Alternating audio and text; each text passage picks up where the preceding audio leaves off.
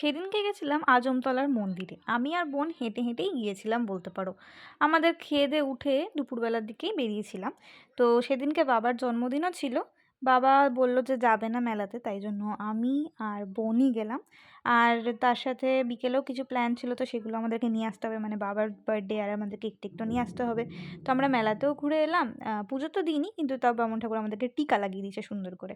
মেলাতে ম্যাক্সিমাম দোকান খোলা ছিল, আবার কিছু কিছু দোকান বন্ধ ছিল, যেরকমটা তোমরা এখানে দেখতে পাচ্ছ। দুপুরে বাবার জন্য আমি বানিয়েছিলাম পোলাও, চিকেন আর একটু চাটনি, পাঁপড় মিসিং ছিল। যাই হোক, বাবা খুব ভালো করে খেয়েছে। আমার বানানো সার্থক। আর তার সাথে তো আমরা খাবোই, আমরা তো ফ্রি ফটকা খেতে পছন্দই করি, আমরা তো খাবোই নিশ্চয়ই, কিছু করার নেই। আর তারপর রেডি হয়ে তো গেছিলাম মেলাতে, আর বিকেলবেলাতেই কেক নিয়ে আসা হয়েছিল। তাছাড়াও আমাদের পিসিরা এসেছিলো, পিসির মেয়ে, ওই দিদি আর পিসি মিলে কেক নিয়ে এসেছিলো, আমরাও একটা কেক নিয়ে এসেছিলাম। তো দুজন মিলে দুটো কেক বাবা কেটেছে এবারে বার্থডেতে। ফার্স্ট টাইম বাবা দুটো কেক কেটেছে, আর খুব মজা হয়েছে সত্যি কথা বলতে। তো এই শর্টসটা এইটুকুই রাখছি, দেখা হচ্ছে অন্য কোনো শর্টসে। Thanks for watching.